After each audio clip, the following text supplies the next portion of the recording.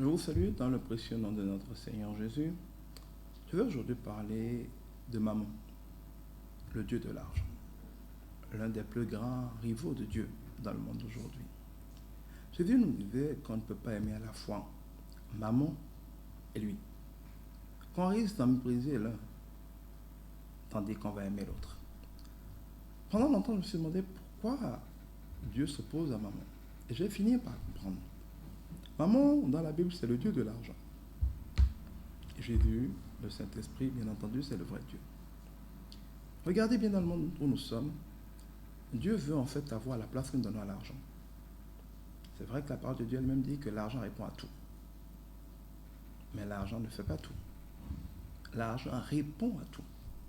Mais l'argent ne pourvoit pas tout. Nous faisons souvent comme si l'argent pouvait tout nous offrir.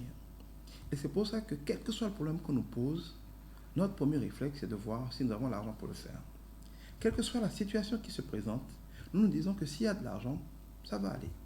Et donc, la première précaution que nous voulons prendre, la première disposition que nous aimons assurer, c'est la disponibilité de l'argent.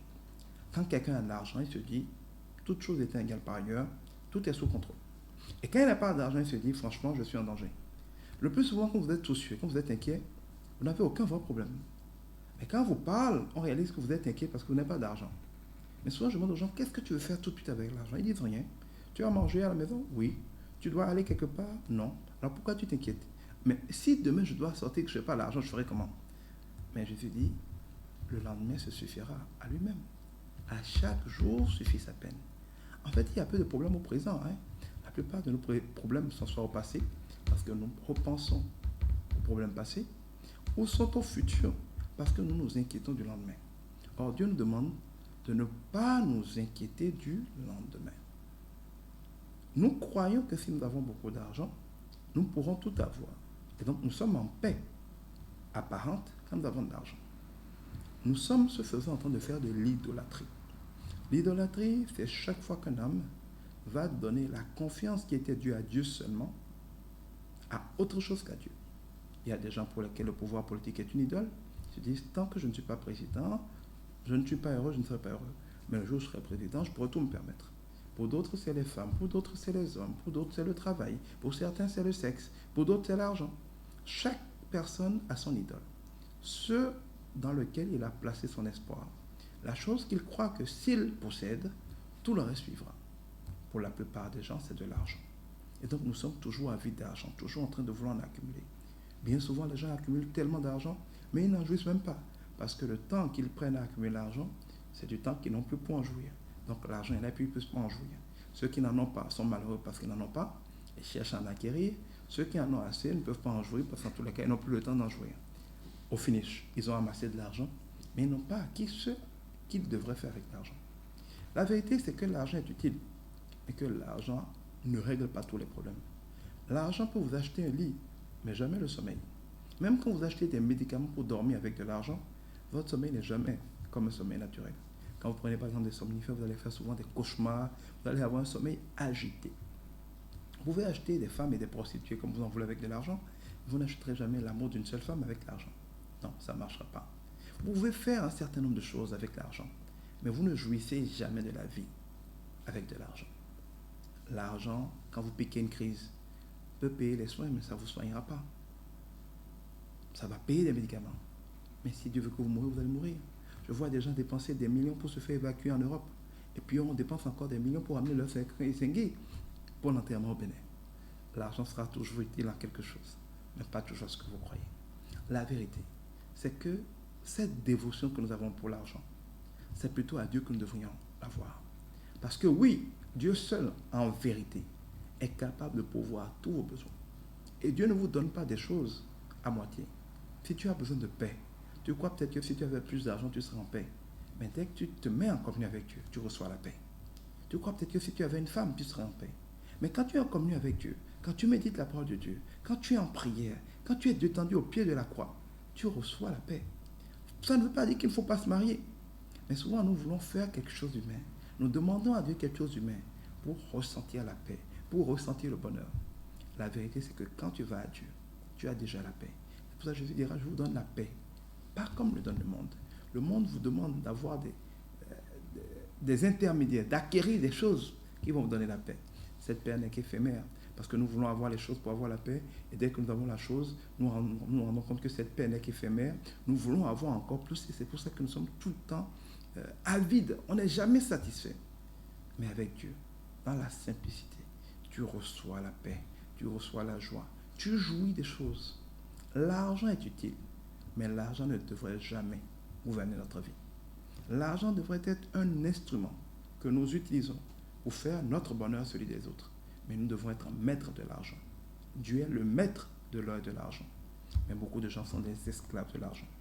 La différence entre un maître de l'argent et un esclave de l'argent, c'est que c'est le maître de l'argent qui détermine la trajectoire de l'argent. Et que c'est l'esclave de l'argent, lui, il a par contre sa trajectoire déterminée par l'argent. Je donne un exemple. Si vous êtes un maître de l'argent, comme j'en suis, vous pouvez perdre une fortune pour obéir à Dieu. Il m'est arrivé de perdre 18 millions, simplement parce que je me refusais à mentir à un de mes clients. Il avait acheté une parcelle 500 mètres carrés, tout était bon sur les papiers, mais j'ai découvert fortuitement qu'il n'y avait pas 500 mètres carrés, mais 300 mètres carrés. Il ne le savait pas. Ce n'était pas ma faute, c'était la faute de l'administration. Je pouvais me taire. Il avait payé 18 millions, il était parti en voyage. Pour lui dire la vérité, il risquait de demander un remboursement. J'ai demandé à Dieu qu'est-ce que je faisais. Il m'a dit, qu'est-ce que tu aurais voulu qu'on fasse si tu étais à sa place? J'ai dit, j'aurais voulu savoir. Il m'a dit, dis-le lui. Je le lui ai dit, le client a demandé un remboursement. J'avais même déjà bouffé son argent. J'ai dû prendre des engagements sur 3 mois pour le rembourser. Mais je l'ai remboursé. 18 millions. Et ça m'est arrivé plusieurs fois. Ça veut dire que j'ai préféré dire la vérité, être en paix avec Dieu, que de mentir pour avoir 18 millions. Parce que je sais que bien mal à qui ne profite jamais. Et que ce que je perdrai, pour avoir dit la vérité, pour avoir honoré Dieu, Dieu me le donnera au centuple. Et effectivement, il me l'a donné au centuple. Ça, c'est être maître de l'argent. C'est décider de ce qu'on fera de l'argent. Et c'est pouvoir dire à l'argent, non, cette fois-ci, je n'ai pas besoin de toi, en tout cas pas dans ces conditions. Il est arrivé que je demande des concours bancaires pour certaines opérations. Quand c'est arrivé, je n'en avais plus besoin. J'ai dit à la banque, gardez votre argent, ça ne me plaît plus. Parfois plus de 100 millions. Les gens étaient surpris. Comment il peut refuser un crédit? Mais si je n'ai pas besoin de l'argent au moment où c'est arrivé, je dis, je n'en ai plus besoin. C'est ça qu'être maître de l'argent. Mais à l'opposé, la plupart des gens sont esclaves de l'argent. Tu vois un homme, il est vilain, tu le détestes, c'est pas ton genre. Mais parce qu'il a de l'argent, juste pour avoir un peu de son argent, tu sors avec lui, tu couches avec lui. C'est-à-dire que son argent t'a instruit de coucher avec lui si tu voulais avoir de l'argent. Tu as obéi à son argent, tu t'es bien sorti avec lui. Tu es esclave de l'argent. Tu demandes quelque chose à quelqu'un, ou un client te pose une question. Tu sais bien que la réponse que tu vas donner est une fausse réponse, que c'est un mensonge. Mais l'argent te dit que si tu ne mens pas, tu ne risques pas avoir son argent. Eh bien, tu mens. Tu es un esclave de l'argent. L'esclave de l'argent va souvent mentir, va souvent voler, va faire n'importe quoi, y compris les choses méchantes et refusées par Dieu, pour peur qu'il soit sûr qu'en échange, l'argent va venir dans sa poche. Beaucoup de gens sont des esclaves de l'argent. Tu ne peux pas être un esclave de l'argent et être béni par Dieu. Mais si tu es un esclave de Dieu, et donc maître de l'argent, comme Salomon, l'argent viendra toujours par surcroît. L'argent te suivra. Dieu n'a rien contre le fait que nous soyons prospères. Bien au contraire, il dit, bien-aimé, je veux que tu sois en bonne santé et que tu prospères à tous égards, comme prospérité à ton âme. La prospérité de ton âme doit être la première chose. Quand ton âme est équilibrée, ton âme est intègre devant Dieu, tu vas refuser parfois beaucoup de choses qui pourraient te rapporter d'argent. Pas parce que tu n'en veux pas, mais parce que tu as placé Dieu en première place. Mais quand tu places Dieu en première place, quand comme Salomon, tu as reçu la sagesse pour obéir à Dieu, Dieu va maintenant t'honorer en faisant en sorte que les biens matériels, l'argent y compris, viennent à ton service. Tu vas obéir à Dieu et Dieu va t'honorer par l'argent. Mais si tu es prêt à ne pas obéir à Dieu pour avoir de l'argent, à court terme tu auras de l'argent, mais cet argent ne sert jamais à rien. C'est le bien mal acquis. Si les voleurs devenaient riches, ils arrêteraient de voler. Si les trafiquants de drogue devenaient riches, ils arrêteraient de voler.